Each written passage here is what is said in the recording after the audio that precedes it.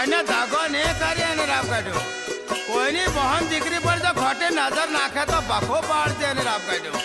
હા આ તો ફેરી પાઘડી વાળા.